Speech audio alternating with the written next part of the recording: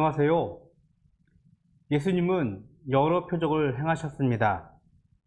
악한 세대는 예수님의 표적을 믿지 않고 또 다른 표적을 요구했습니다.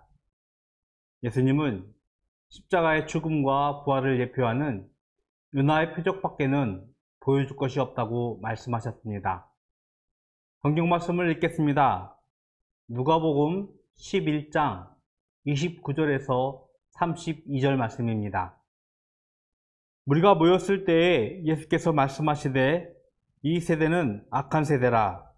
표적을 구하되 요나의 표적밖에는 보일 표적이 없나니 요나가 니느웨 사람들에게 표적이 됨과 같이 인자도 이 세대에 그러하리라.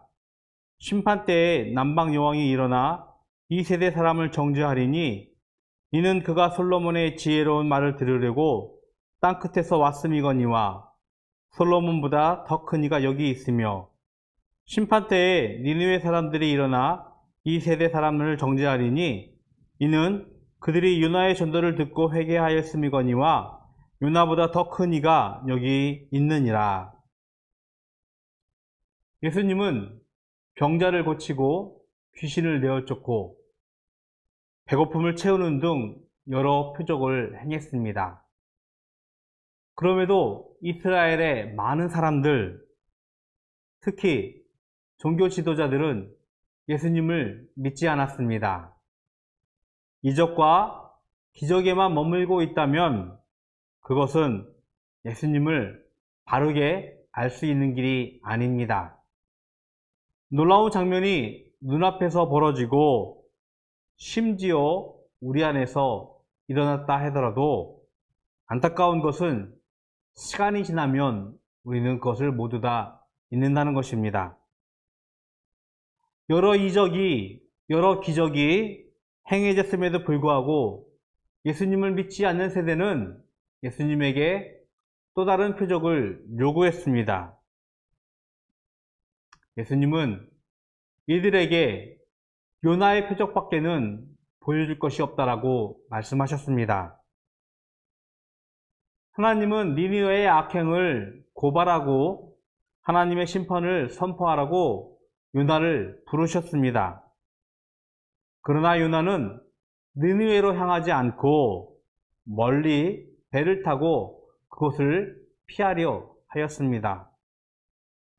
하나님이 준비한 큰 바람으로 요나는 큰 물고기 뱃속으로 들어가 3일을 지내고 나서야 땅 밖으로 다시 나오게 되어집니다.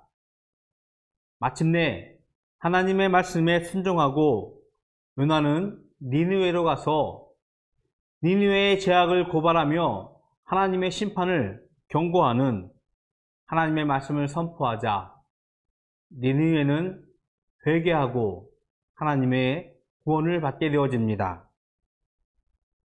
큰 물고기 속에서 죽음을 경험한 요나는 십자가 위에서 죽으신 예수님과 3일 만에 부활하신 그의 부활하심을 예표하는 선지자였습니다. 병자를 고치고 귀신을 쫓는 표적은 삶의 아픔과 문제를 해결하는 의미 있는 표적이었음에도 궁극적으로 하나님의 구원을 성취하기 위한 십자가의 죽음과 부활의 역사를 준비하는 예수님의 사역일 뿐이었습니다. 니느웨의 죄악을 고발하고 그들의 회개와 구원을 위한 요나의 순종처럼 예수님도 이스라엘과 인류의 회개, 구원을 위해 하나님께 순종한 것이었습니다. 세상은 이적과 기적을 원하지만 예수님은 하나님의 말씀에 순종함을 통하여 생명을 살리는 것이 진정한 표적이라는 것을 우리들에게 가르쳐 주셨습니다. 바르고 바른 삶 살아가기입니다. 내게 일어난 가장 큰 기적은 무엇이라고 생각하십니까? 그리고 그 이유는 무엇입니까? 기도하겠습니다. 사랑하는 하나님, 감사합니다. 하나님께서 저희들을 생명으로 하나님께서 저희들에게 영생으로 이 땅 위에 살게 하셨습니다. 세상은 표적과 이적을 요구하고 있지만 우리는 예수님의 구원과 참 생명이 우리 안에 있음을 인정하고 선포하는 자들 되게 하셔서 이 땅 위에서 하나님과 동행하는 하나님의 백성의 삶을 살 수 있도록 주님 축복하여 주시옵소서. 하나님, 우리 가운데 일어나는 하나님의 모든 역사 가운데 우리가 하나님의 큰 기적이 있음을 인정하고 선포할 수 있는 큰 믿음을 저희들에게 허락하여 주시옵소서. 예수 그리스도의 이름으로 기도드렸습니다. 아멘.